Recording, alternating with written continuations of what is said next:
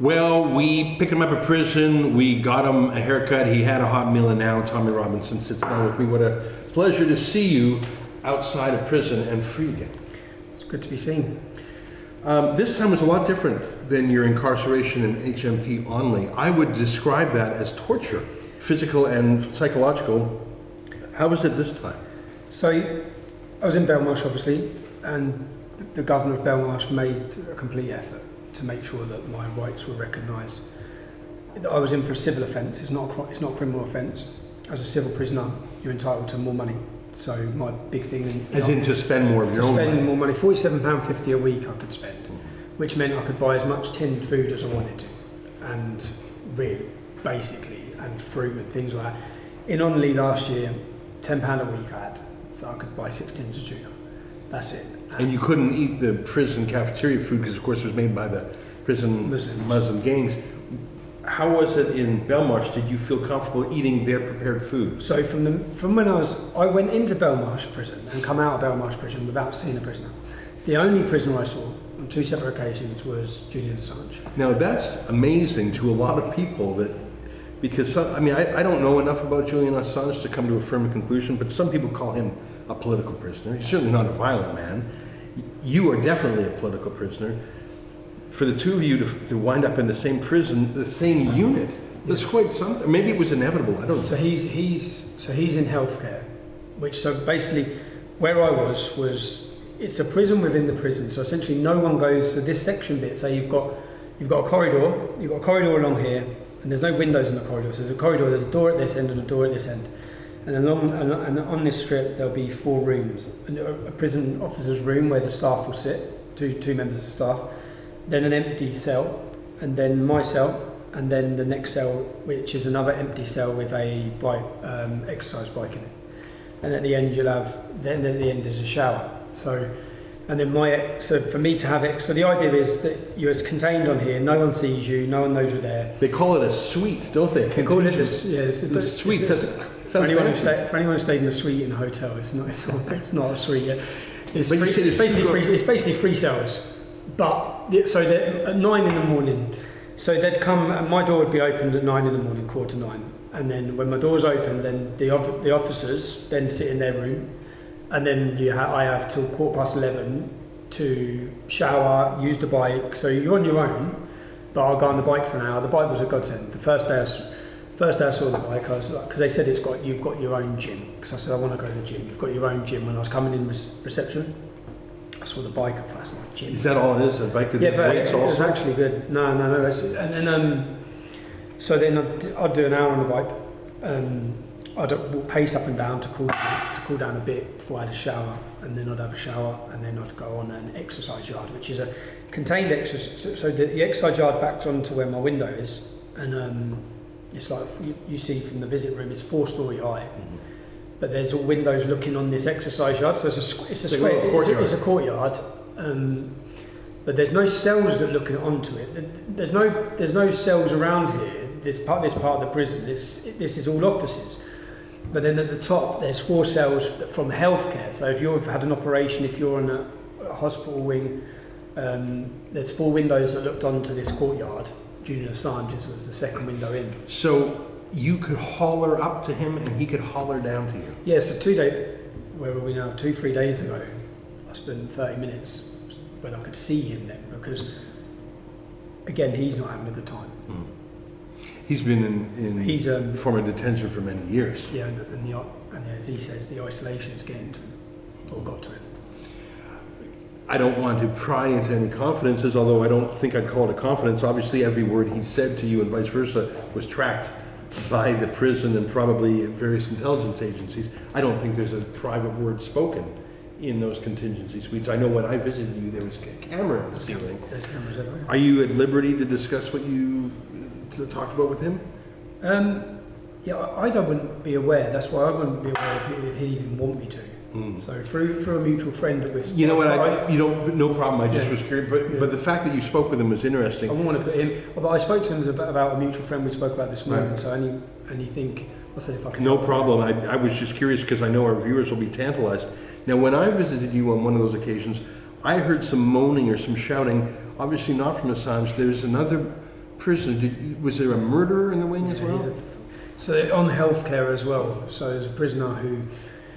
So in the first week, I was speaking to him because I couldn't see him, so I haven't seen him, but you can shout out the window and you can speak to the person. There's 4 windows there, but there's one lad there I was feeling sorry for him in the first week. He's having a terrible sentence. He's 10 years in. But then 10 years in isolation? No, he's not in isolation. So he's in help. Yeah, for his door to open, there has to be four security wearing full riot gear every time. Oh my God, he must be a monster. Well, or maybe not. Maybe not. They could say that about you. No, he is. So the crime he told me he is in there for, I checked out because I didn't want to be talking. I want to know what he's in there for. He told me he's in there for murdering his mate. He's not in there for murdering his mate. He's in there for murdering and raping a 16-year-old girl, throwing her over the fence. So he's having a bad 10 years. And when I found that out, I thought it's good that he's having such a bad sentence, and I'm glad. I hope he has another 15 years of hell in there. But that's the only. And so anyone who's been in prison, it's the hustle and bustle of being in prison. It's the noises of being in prison, the environment of being in prison. But this wasn't like being in a prison because, as I said, the only person I saw briefly, which was once. So, and again, when I got in there, I expected the same as last time. 23.5-hour bang up, them to block, and they blocked. Like last time, the only time they'd get me out was at lunchtime for my shower. And that's when I could use the phone. And my wife at the time was working actually in a school. She's not now, but she was working in a school. And my kids were at school, so I couldn't speak to my family. And they purposely done everything, so I expected the same. But and I was probably quite rude in the first day. I remember when the governor come down to see me, I just said, shut the door. Because I expected the same, but then I knew quite quickly it wasn't the same. I mean, essentially, that governor is in a position where I've landed in his prison, which is why I haven't got a bad word to say about Belmarsh.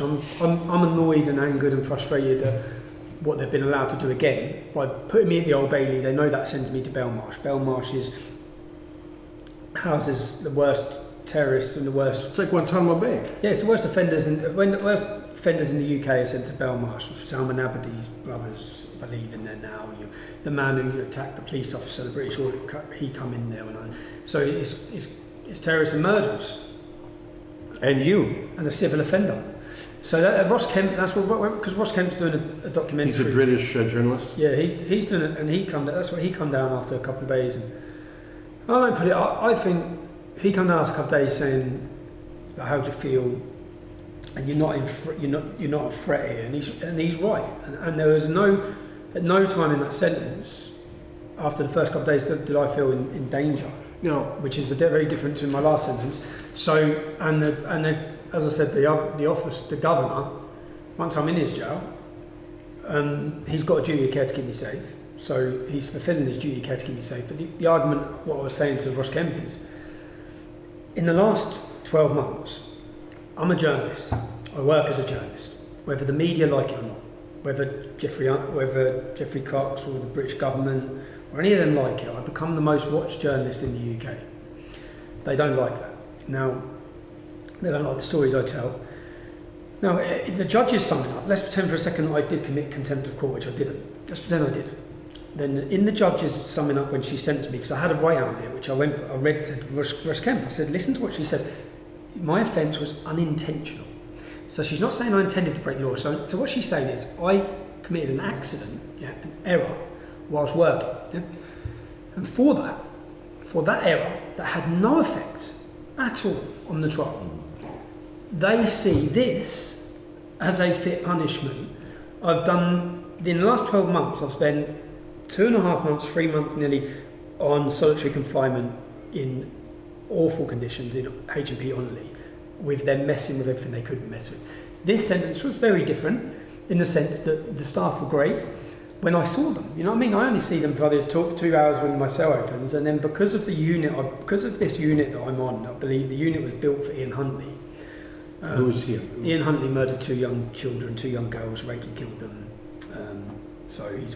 Ian Huntley's on it. There was another, Abu Hamza, I believe, has been on it. Michael Bellagio's been on it. So it's an isolation unit. But there's 2 or 3 cells. So sometimes when they've got some people on, they might have a few of them on there.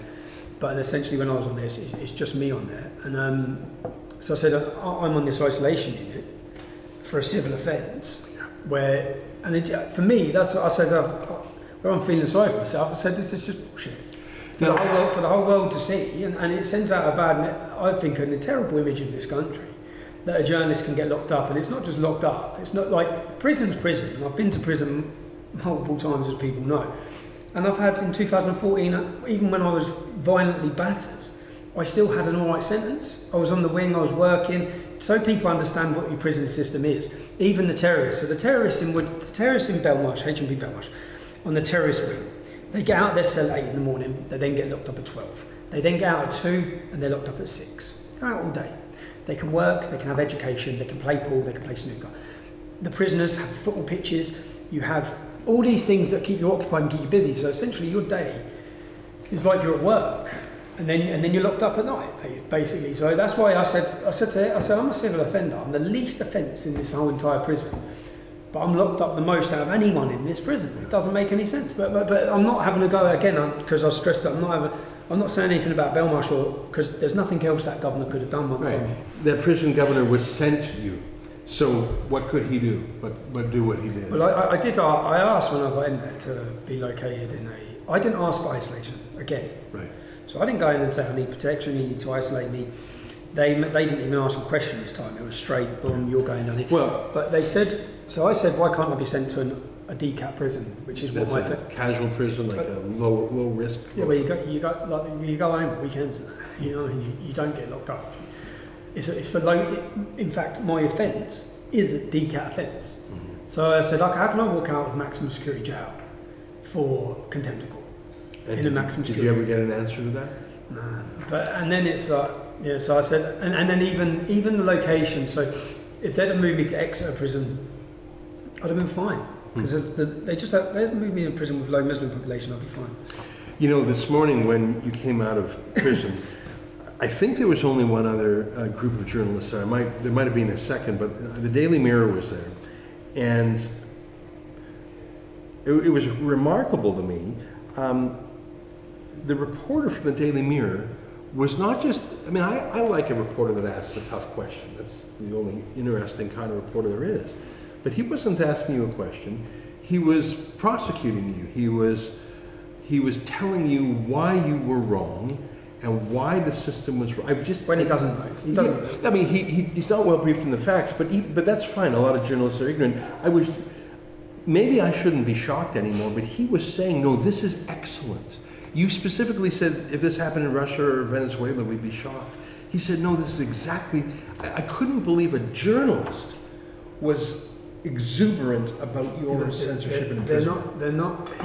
They're activists rather than journalists. But I haven't seen one journalist in the entire United Kingdom, other than a couple of guys at Breitbart, not one at the Telegraph, at the Times, at the Mirror, at the Mail, at the Sun, not one. Well, my frustrating thing is, you said he was from the Mirror. The Mirror, whilst I was in prison, the Mirror run a story, which actually the governor come in with Ross Kemp with the newspaper to say, and it's front page of the newspaper. And there was this story put out in the Daily Mirror. So he had the audacity of that journalist to come from the same paper, which absolutely made up a story. They said that you were knocked out in one punch by a 70-year-old pensioner in the showers. I got that news in Canada. It was front page. Yeah, news in the Daily Express, and I think the Mirror picked it up. Daily Star, the Mirror, the Radio. The Star, that's right, it was the Daily Star. And I thought to myself, and you were incommunicado, I thought, that can't be right. But maybe it was, if it's on the front page of the Star. Front page, the upsetting thing for me is that I ring home and my kids have been sent home. Yeah. So my kids think I'm being attacked in jail, which isn't true. But the other thing is that story's gone out with they didn't even ring the prison. It's completely lying.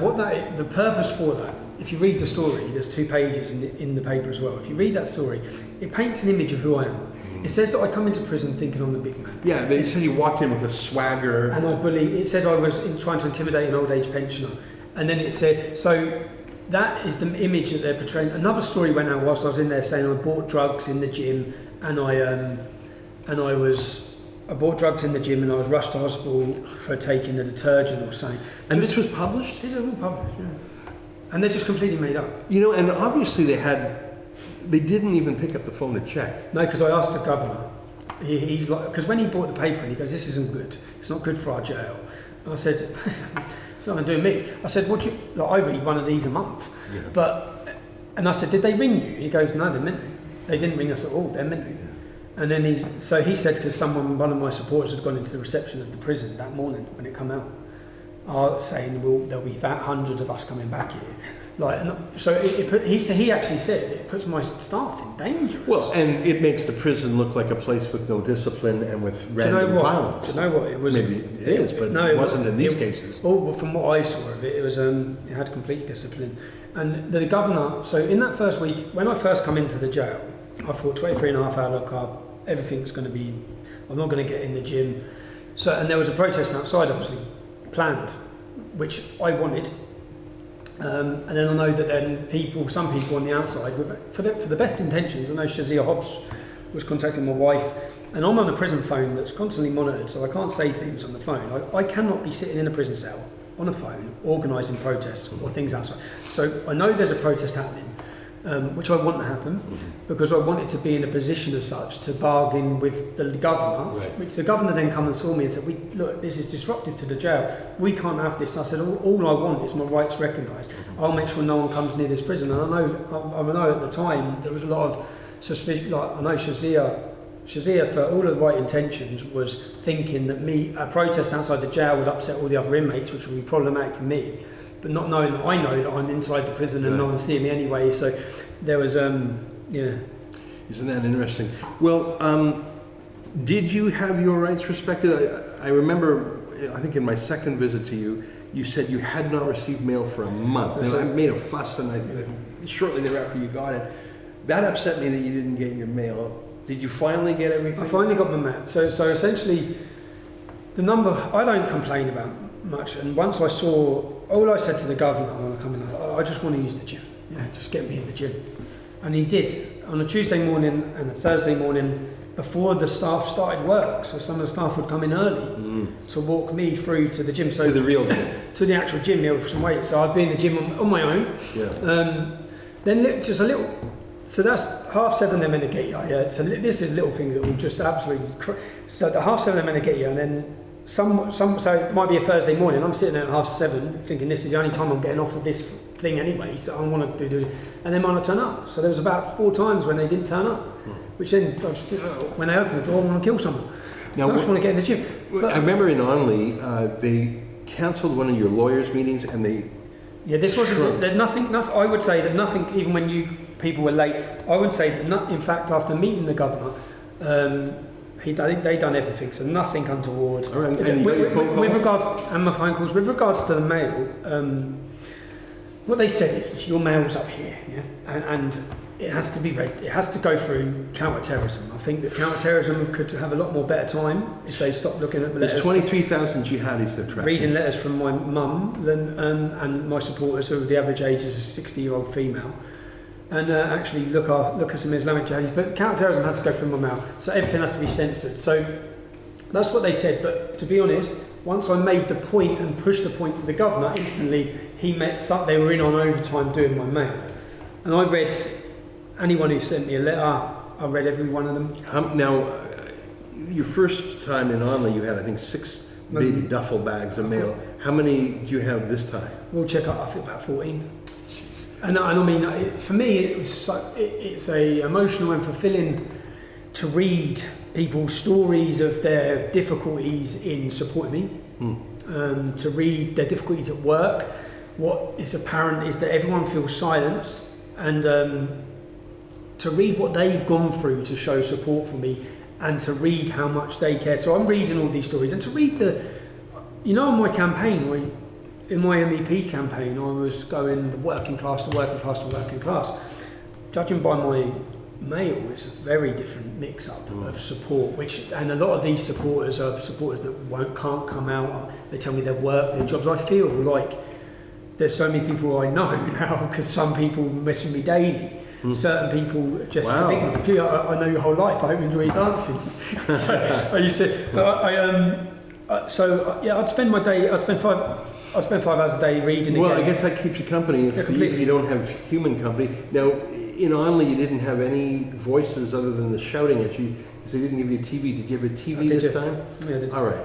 I didn't really. I turned the TV on in the evening if I watch it, because as I said, during the day I've done an hour on that bike every morning.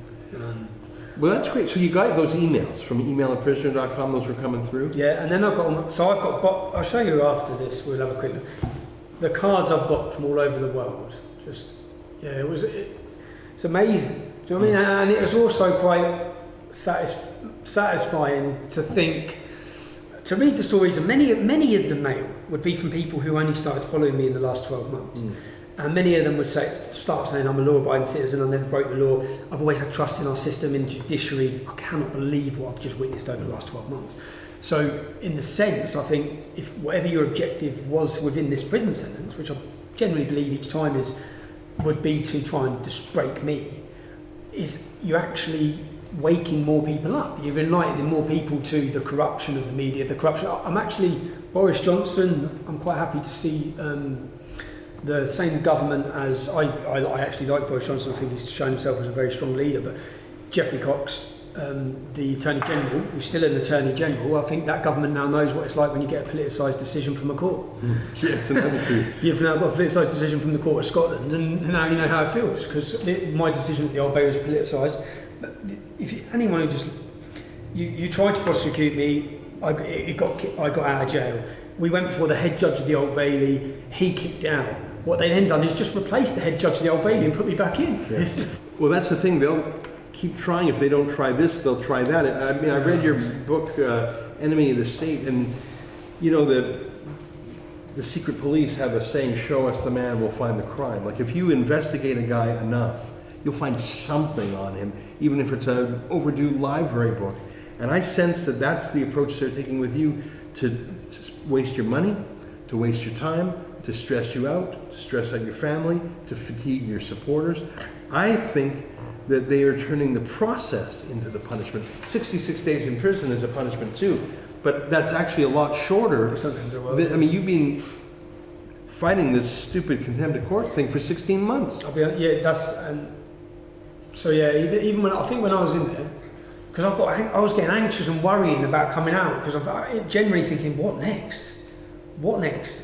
Because what's coming next? You know what I mean? And I don't know if I was worrying more because I'm on isolation, and that makes you worry, or because I'm getting older. But I was thinking, Jesus, man, what is coming next from their point? What are they going to do next? Well, let me ask you this, and again, if this is something confidential, just say so and I'll move on. Before you went in on an American TV show, InfoWars, you said you were interested in asylum in America. And that was an interesting talking point, but my point of view is if you're interested in asylum, apply for asylum. Now, you can say Ezra pass if you don't want to. I am 100% interested in my wife and children being safe. And that would in a foreign country? In the United States of America, I'd love it.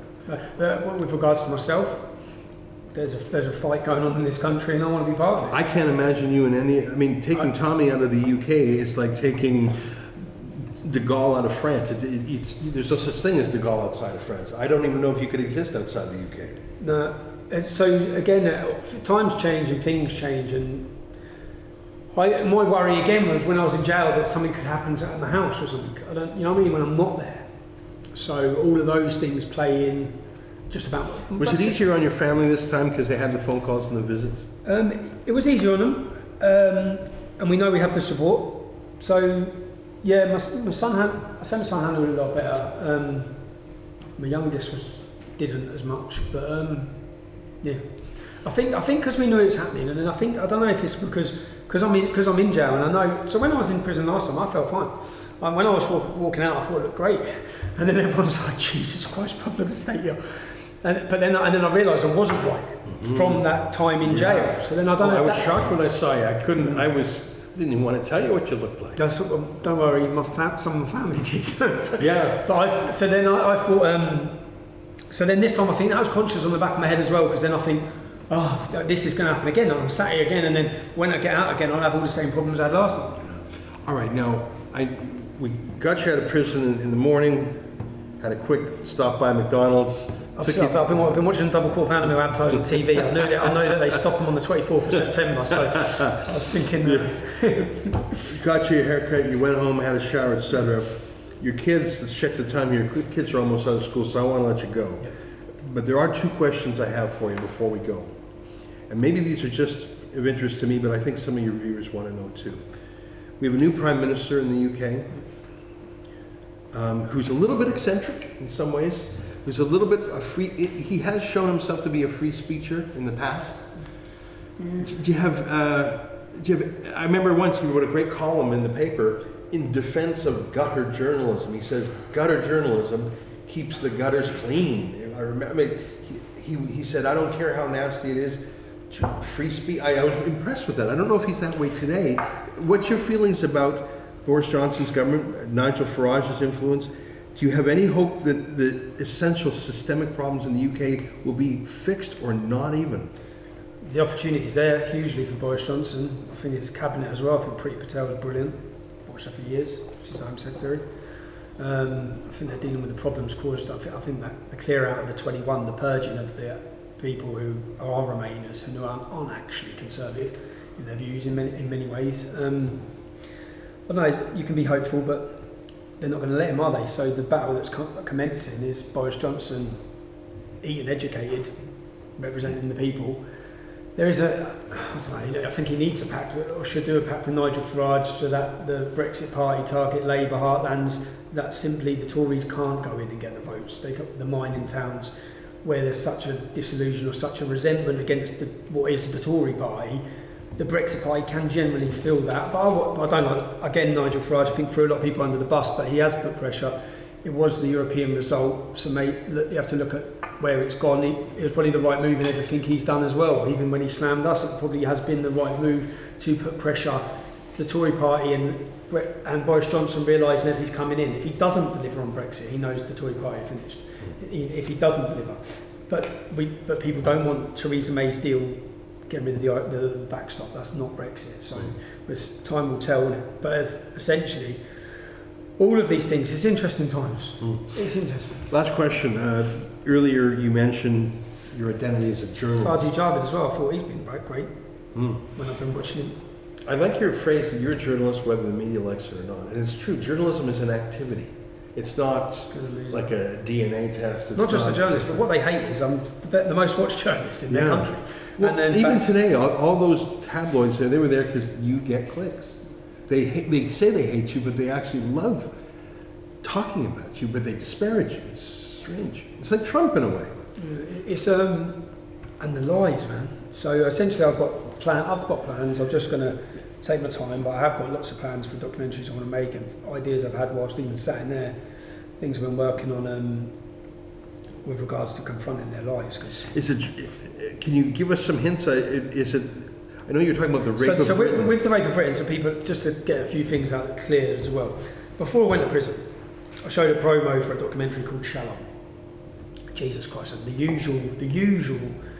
usual old school BNP types, the usual people who want to use an excuse to attack, and I'm a Zionist. Those usual people all leapt on it. Yeah? Now, I knew I was going to jail. Okay, I knew I was coming back to prison. I want to start working on the rape of Britain. I want to do this. We've laid the foundations, but I also don't want to mess about. When I sit down, when I go to those cities and start getting those young victims to tell their stories or their families, I know the consequence that's going to bring from Muslim gangs and from the police trying to shut it down. Now, so I know I'm going to jail. If I'd have gone up and started those things and then got sent to jail for a year or 2 years, which I'm expecting, and leave those people in limbo, right. When I go and start that documentary, I will move into that city for 4 weeks and I will get every single thing on camera. So before I'm going to jail, I thought I'm not going to disappear and live in a different town for 4 weeks. Right. I'm going to be with my wife and kids before I go to jail. Right. I got told, as I told you, that my case would be adjourned for pre-sentence reports. I had a 6 to 8 week gap where I thought, right, I can fit in Shalom. Yeah? In this, Shalom was a documentary which we've tried to work. We were all trying to tell, but Caleb was, with the fallout with Caleb and that, they had rights signed by, so people know Yisrael Shalom, people think it's about Israel, and the word Shalom. Yisrael Shalom is the gentleman's name. He was a bloke who'd become a friend of mine who was persecuted to death. I'm telling his story. Yeah. So rather than just sit at home for 8 weeks before going to prison, I thought I can fit in, while seeing my family, I can fit in this documentary. So my idea was to fit in this documentary, which we didn't get to fit in because they sent me straight to jail, and then the Rape of Britain. So even now, the Rape of Britain is going to be a risky documentary to tell and show, because I'm going to find the groomers. I know who some of them are already. I know their businesses. I'm going to walk into their businesses. These sort of things are going to cause disruption, probably attacks against me. So essentially now, and I need to move to the towns and cities. I'm coming out of jail now. I'm not about to move next week to another town and city and be away from my family for weeks on end. So I'm going to put in my time period for starting that documentary. I'm going to give myself a little bit of time. That, and I've got another documentary which I can work on easily as well. But that's what I want to do, is just tell the stories that people aren't telling, uncover and embarrass the people who deserve embarrassing, the people sitting enjoying their pensions, who turned a blind eye and allowed the rape of our children. I think everyone in the country needs to know their faces. They need confronting. And when I say confronting with a camera. They need to be put in the limelight. Spotlight needs to be on them for a little while. That's what I want to do. That's what I'm going to do. Yeah. But I just essentially I need to plan it while I do it at the right time. But that's so yeah. Well, Tommy, your kids are almost out of school, so I'll wrap up. But I recall that it was exactly in this same pub that you and I met and chatted when you were released out of Onley, the horrible prison in which you were tortured. And I must say that physically, psychologically, mentally, emotionally, you were so much better now than you were. Shell-shocked back then. It was like a detonation went off next to your head. I wasn't expecting to get released when I got released. Right. So I wasn't expecting to get released. This time as well, even this morning, I was quite emotional this morning, but that's from being looked up by. No, it's not normal. So I was quite, and even I wasn't excited about getting out, which I should be sure. Isn't that interesting? Well, Tommy, I want to let you know, because it sounds like you got a lot of mail, but we get an enormous amount of email and comments on Twitter and YouTube and Facebook, and I think you know it, but I'll just tell you anyways. There are people, not just in the United Kingdom, but around the world, who follow your story. They feel like they have a personal friendship with you, and some of them do. It's not just my journey, it's theirs. Well, and the issues you talk about are so, they ring a bell for so many people. And so a lot of people, I know if they could speak through me here, they would say, please keep it up, please be smart, please be careful, please make good choices, but please keep fighting, because as I've said before, I believe that you're the last lion. And if they stop you, well then who else could there possibly be? So you've got to keep doing it. You've got to keep doing it. Again, I was asked that this morning, will you be back? Because there's a documentary being filmed in Belmarsh prison. Will you be back? Back in prison is what they meant? Will you be back? Well, let's do our best to let that Let's do our best, but I said the same answer to him is the minute you start worrying about consequences, the minute you stop doing what you do. Yeah. Now I'm going to continue to do what I do. I don't intend to break any laws. I'm not going to break any laws. I will defend myself if I need to defend myself at times. But it's like I'm going to continue doing the work I do. We've seen how much that's upset and angered them already. If I'll just say a massive, people get a video from me in the next week, talking about my experience as well and about how grateful I am. But to everyone who wrote to me, everyone who mailed to me, all the people who spent their money travelling some of the distances, I'm reading your mails. I'm reading the mails of some people, and they're telling me the times they're getting on megabuses and their transport down on their own, against their family's wishes. And then I'm reading the full stories, and it was such as I say, fulfilling, heartwarming, to read their journeys that they've gone on themselves, from being here to waking up to questioning to falling out with family and I say the same thing to all of them. I've been through that same experience, and all the people who have turned against you, or your friends that might be disagreeing with you and not understanding, there will come a time when they understand, and then they'll realise that they're wrong, and you'll see the same as I've seen. So yeah, I'm grateful, and as I said, I'm grateful to everyone for the support, man. Right on. Well, folks, I thank you for joining us today, and I want to say thanks to the folks who have chipped in for the crowdfunding. This is my third trip over during the period of your. I want your air miles, yeah. Yeah, that's right. And Jessica, the young reporter, who visited you with a chaperone, I might add, because of the gossips out there. Let me set that straight. And I'm glad we did, because you say the prison was exemplary, and I take your word for it. I said this morning, because they've got this documentary and they finished filming today, and I said, would I have been treated fair if your cameras weren't here? But then, if I'm honest, I said that might be a bit unfair because after meeting Rob Davis, who's the governor, and when I say meeting him, in this unit that I'm on, every single day someone has to come from healthcare, someone has to come, because you're in isolation, someone has to come, a governor has to come, whether it be duty governor, but they have to come and say, are you okay? Yeah. Now, I'd say that, is it a bit unfair saying that? I think that after meeting him, no matter what, he'd have treated me the same way I've been treated. He's a completely fair bloke and he's doing a good job and a difficult job. And well, I hope so, but I agree with your assessment. We'll never know. You wouldn't know, but this is the first time. This is the first time they've treated me like that. First time I've been taken to the gym. First time. I think that this other British journalist, him being there was important. I think the 4 rebel visits, we'll never know what it would have been like had I'm glad we did it, and I enjoyed visiting you. No, well, it got me. I said, so my day is 11:15 locked up, yeah? And then until the next morning at 9 o'clock. That's a long day. It's a long day, no matter what. It's a long day. So I said, on that shit blue mat, you've seen them. I was on blue mat, so I spent 22 hours a day sitting on that mat. But so when you come when I have a visit at 2 o'clock, that's completely. It weren't like a day. It weren't for me. That day's done because then I think they lock the door up at 11:15.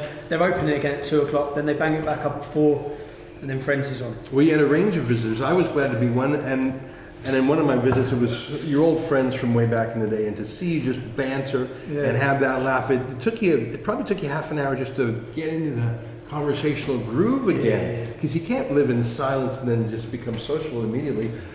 That's what made me the happiest, is it took like a half hour, an hour for you to normalize again, and the jokes. I mean, the tiring of that is when my kids come in, I felt exhausted after a visit because I want them to see me in the best, like that nothing's going wrong. That but even my mates, I said, I don't know if I said that earlier. I was going to buy the Muslim gown. I was going to do it on you, and come walking into a visit like. That would be good. I was going to do it coming out of jail. Because you can buy it £22. It was in the canteen. Oh, that's so funny. Well, Tommy, let's let you get back to your kids, folks. Thanks for watching. If you want to chip into the crowdfunding, go to prisonreports.com. I'll be back in the UK. Tommy has another trial. I don't think it's a secret. I think I can mention. No, it's not a secret. I was going to do a video updating everyone on lots of stuff because I've got 3 more court dates in the next 8 weeks. Wow, well, I know only about one of them. I'll be there for the football trial where they're trying to ban you from football. That's in October. So you can tell me about the the Daily Mirror journalist said earlier, like, I was at the Old Bailey because I'm high profile. Yeah? No, I'm at Luton Court. October 18th. That Daily Mirror interaction was as weird as yet. Let's get you out of here, my friend. Thanks. All right, from all of us here at The Rebel to you at home, goodbye. That's an excerpt from the Ezra Levant show. Every day I do a video monologue and then I interview an interesting guest and then I end by reading my hate mail. But you've got to subscribe to it, which you can do at therebel.media/shows.